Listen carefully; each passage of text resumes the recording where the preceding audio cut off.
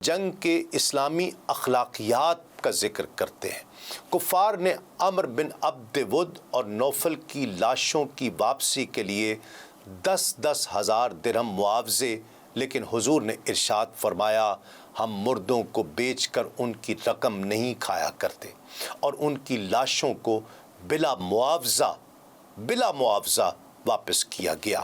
ناظرین کرام، غزوہ خندق ختم ہو کر بھی ختم نہیں ہوئی، اور جنگ کے فوراً ہی بعد میں غزوہ بنو قریظہ درپیش آیا۔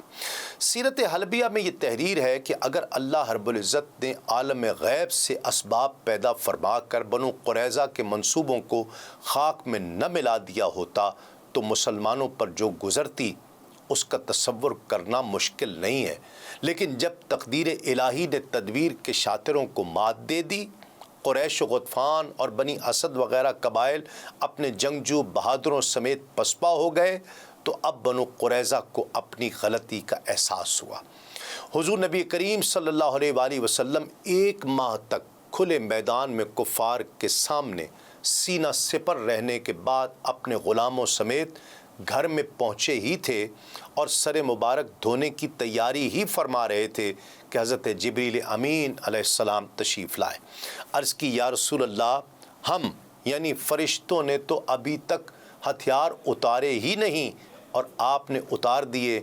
میں ملائکہ کے ایک گروہ کے ساتھ کفار کے تعاقب میں تھا اور انہیں روحا کے مقام تک بھگا کر واپس آیا، اور حکم خداوندی یہ ہے کہ جب تک یہودی قبیلے بنو قریظہ کا خاتمہ نہ کر لیا جائے اس وقت تک ہتھیار اتارنے کی اجازت نہیں ہے۔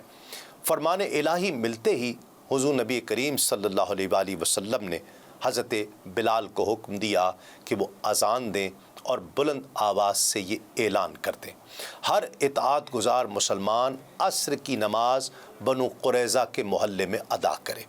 سرکار نے مدینہ طیبہ میں منادی کرنے کے لیے ایک اور آدمی دوڑایا جو یہ اعلان کر رہا تھا کہ اے اللہ کے شاہ سوارو، اپنے گھوڑوں پر سوار ہو جاؤ۔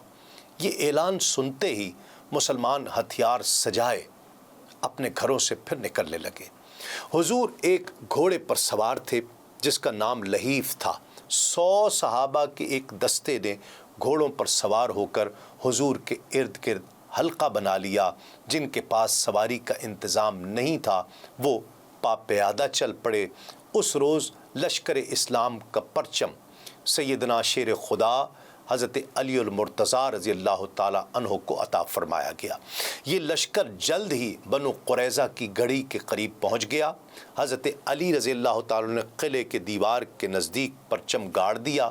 یہودیوں نے جب مسلمانوں کو آتے ہوئے دیکھا تو قلعوں کے دروازے بند کر دیے، اور مرد و زن چھت پر چڑھ گئے اور مسلمانوں پر گالیوں کی بوچھاڑ کرنے لگے۔ حضرت اسید بن حضیر رضی اللہ تعالی عنہ نے ان کی اس حرکت پر غضبناک کر فرمایا کہ اے اللہ کے دشمنوں، ہم تمہارے قلعوں کا ایسا محاصرہ کریں گے کہ تم بھوکے مر جاؤ گے۔ یہود نے اس موقع پر اسید بن حضیر کو اپنی دیرینہ دوستی کا واسطہ بھی دیا۔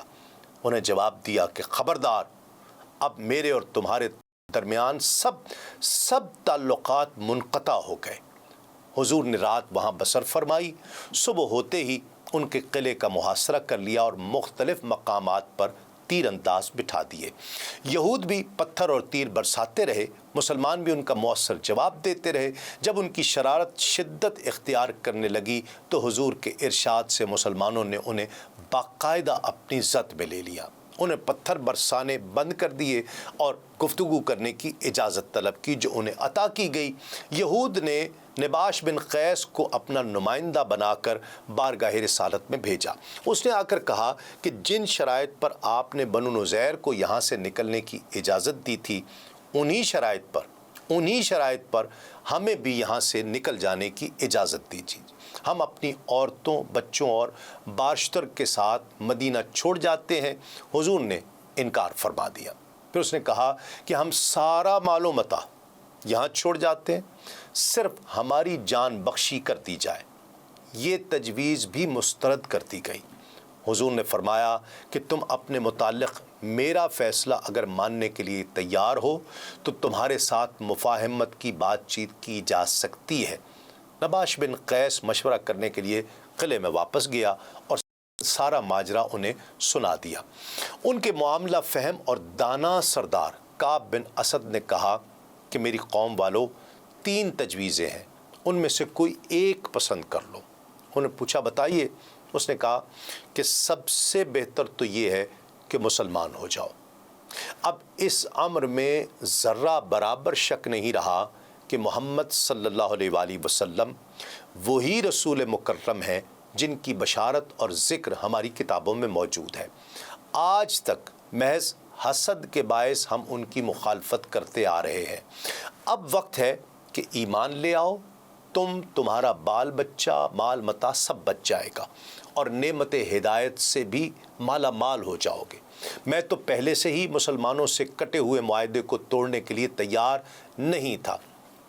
حی بن اخطب کی طرف اشارہ کرتے ہوئے کہا کہ لیکن اس بدبخت کی نحوست نے ہمیں اس مصیبت میں مبتلا کیا ہے۔ قوم نے کہا کہ ہم ایمان تو کسی قیمت پر لانے کے لیے تیار نہیں ہیں۔ اس نے کہا دوسری تجویز یہ ہے کہ عورتوں اور بچوں کو اپنی تلواروں سے کاٹ ڈالو اور پھر مسلمانوں پر ٹوٹ پڑو، نتیجہ جو ہوگا دیکھا جائے گا۔ قوم نے کہا کہ ان معصوم بچوں اور عورتوں کو بلا گناہ ذبح کر دینا کہاں کی انسانیت ہوگی، ہم ایسا بھی نہیں کریں گے۔ پھر اس نے کہا کہ تیسری تجویز یہ ہے کہ آج ہفتے کی شب ہے، مسلمانوں کو علم ہے کہ یہودی آج حملہ نہیں کریں گے، وہ بالکل مطمئن اور بے خوف و خطر بیٹھے ہوں گے۔ آؤ ان کی اس بے خبری سے فائدہ اٹھاتے ہوئے اچانک ان پر حلہ بول دیتے ہیں، ہو سکتا ہے کہ ہم انہیں شکست دے دیں۔ یہودیوں نے اس سے کہا کہ کیا تو ہمیں ہفتے کی بے حرمتی کرنے کی ترغیب دے رہے ہو؟ پہلے بھی جن لوگوں نے اس دن کی بے حرمتی کی تھی انہیں عبرتناک سزا ملی۔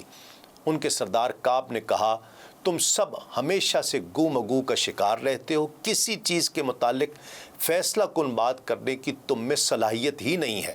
ناظرین کرام، یہودیوں کا محاصرہ 25 دن تک جاری رہا۔ آخر کار جب وہ عاجز آ گئے اور ان میں مقابلے کی تاب بھی نہ رہی تو حضور نبی کریم صلی اللہ علیہ وآلہ وسلم کے فیصلے کو قبول کرنے پر آمادہ ہوئے۔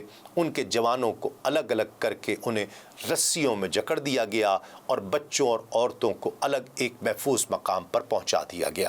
مسلمان جب ان کے قلعے میں داخل ہوئے تو انہوں نے اسلحے کے وہ انبار دیکھے جو یہودیوں نے مسلمانوں پر عقب سے حملہ کرنے کے لیے تیار کر رکھے تھے۔ ان میں 1500 تلواریں، 2000 نیزے، 500 ڈھالیں اور دیگر بہت سارا اسلحہ تھا۔ اس کے علاوہ شراب کے مٹکوں کے مٹکے بھرے ہوئے رکھے تھے۔ شراب تو ساری کی ساری انڈیل دی گئی، دوسرے ساز و سامان پر قبضہ کر لیا گیا۔ ان میں کثیر التعداد مویشی اور اونٹ وغیرہ بھی شامل تھے۔